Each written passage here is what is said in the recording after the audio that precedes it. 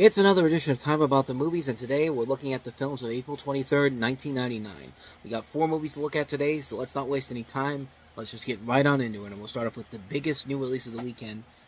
Okay, big in quotation marks, because this was not a big new weekend for new releases in terms of the box office, but this was the top grossing of the four we're going to mention here. This is John Cusack, Billy Bob Thornton, Cate Blanchett, and Angelina Jolie in the airport dramedy Pushing 10.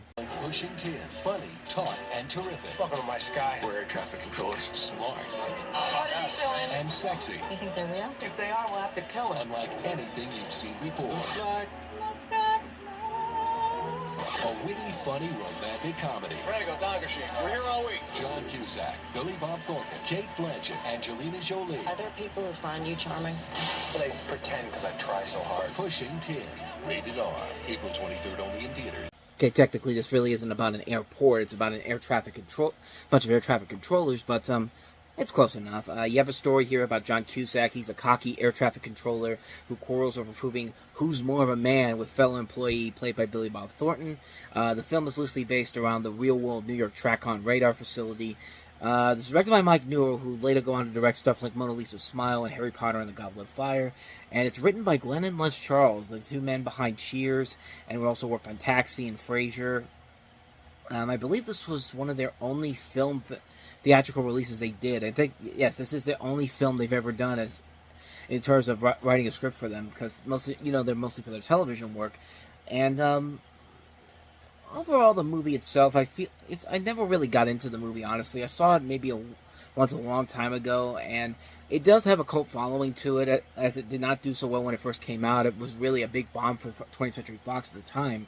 But I remember watching it on TV many years ago, and when I saw it, I thought it was just alright, but there was never anything about it that really made me want to say, this is something that people need to see. I saw it, came and went. It was alright for what it was. I mean, like I said, John Cusack, Billy Bob Thornton, Cate Blanchett, Angelina Jolie, got a really good cast involved in here, and I think they do carry the film overall, and I like the idea of doing a comedy like this set up in a traffic control center, but at the same time, there are times when it feels like it's trying a little too hard to be kind of like a Top Gun-ish type of thing, like it's trying to be kind of like a Top Gun for the 90s, and it has an ending and a plot that doesn't really make a whole lot of sense overall, and it doesn't really feel like it feels with the ebb and flow of the rest of the film.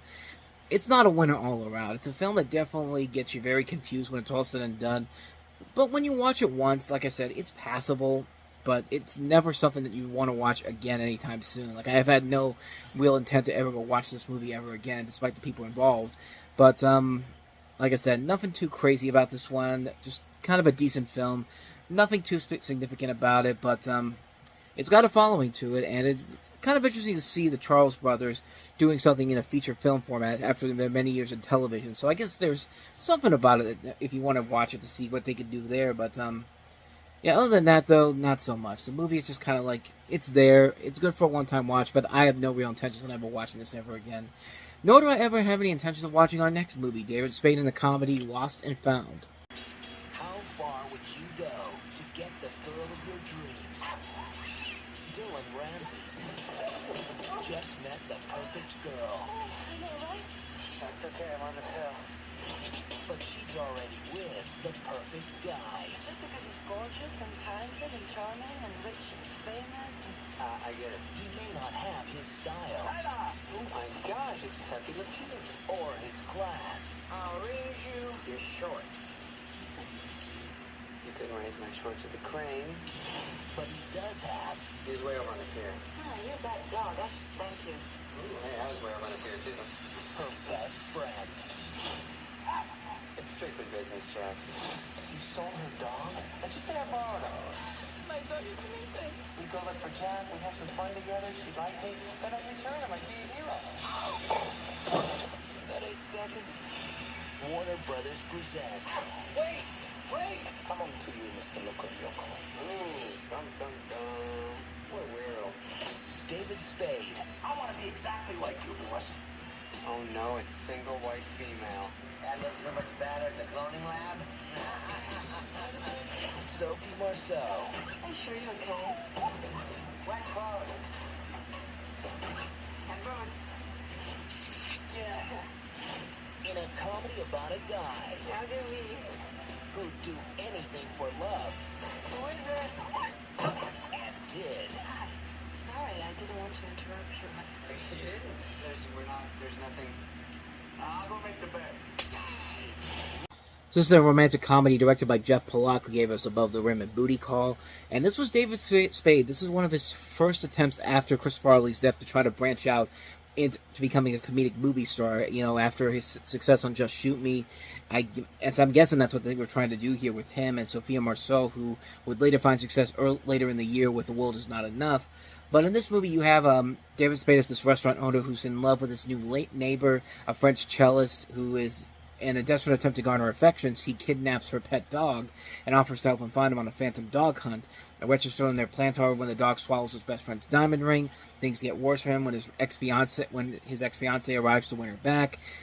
And you can pretty much tell where this goes from here. It's a lame romantic comedy, man. It's a film that's not really that clever, not really that funny, not really that interesting. And I mean, you could just watch this movie and tell that David Spade, as funny as he can be on something like Just Shoot Me, or with his work on Chris Farley, or on Saturday Night Live, when he tries to do stuff on his own, it's very few and far between. There's never been anything really significant from him as an actor on his own that I've actually seen from him that I've actually really liked. But I mean, I guess this was an attempt to try to see what he can do on his own, and it just didn't work out. It's just a very bland, mediocre story that doesn't really have anything too significant to it. You can't buy into the relationship between him and Marceau very well. Their chemistry doesn't work. There's too many plot elements to get thrown in there. It's a bland romantic comedy that you can definitely tell is going to go where you think it's going to go in the end. Like, there probably should have been a much better script involved in this, but as it is, it's just a bland, mediocre film that just, you never have any real intentions of ever checking out ever again. I certainly don't, but so that's Lost and Found. So let's go ahead and move on to the next movie we have here, and that is David Cronenberg's eXistenz. Sensitive beyond description.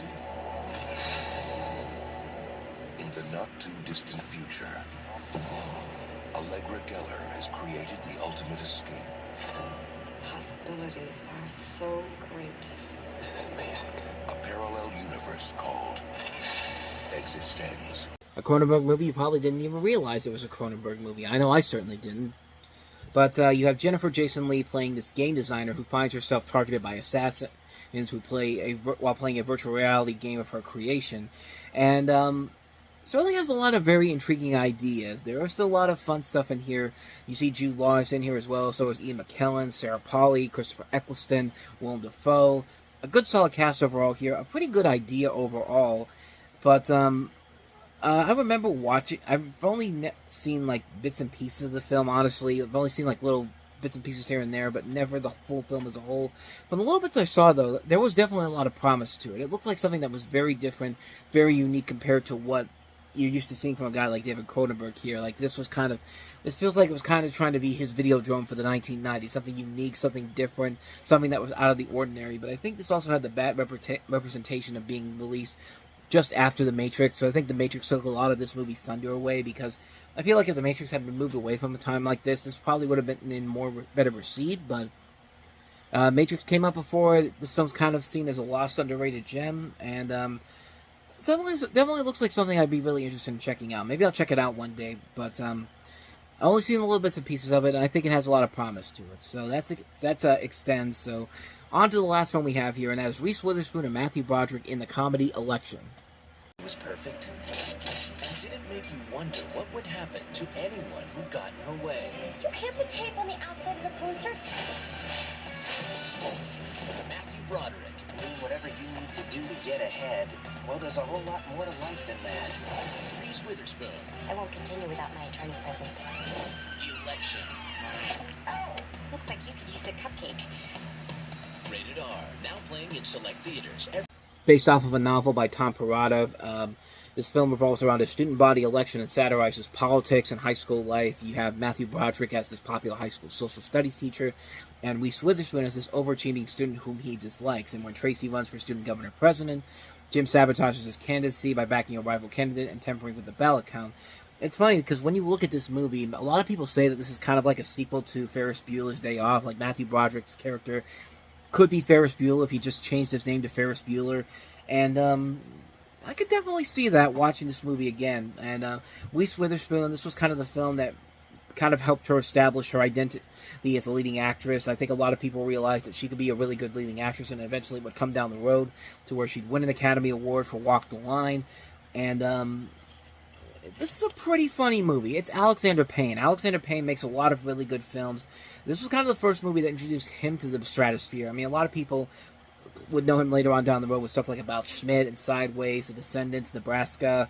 I mean, a lot of terrific films, and this is the film that kind of introduced him to a lot of people, because this is like his first wide theatrical release, and it shows a lot of the potential that he would show in those movies down the road. And I mean, really funny movie, really, really funny, clever black comedy. Just a lot of good elements all around. The acting is great in here. The writing is top notch. It's just a really fun film. A really well done film that's highly worth the watch. I would seriously check this one out if you haven't seen it already. It's really one of the best. It's really one of the best underrated comedies you'll ever see. Like, it's a really good film, really solid, very entertaining. Can't recommend this one enough. Election, definitely check that one out. So on that note, we wrap up another edition of Time About the Movies, and we'll wrap April up on the next episode with Sean Connery and Catherine Zeta-Jones in Entrapment, and also the horror comedy Idle Hands. So 2 films we'll look at next time, and we'll delve into those on the next episode. But until then, thank you very much for watching, and if you want to see more videos like this, please hit the playlist on the next page, check out the previous episode, and also don't forget to hit the like and subscribe button if you want to see more videos like this on this channel. So with that said, I am off. I will see you guys next time for the next episode, and until then, as always, take care.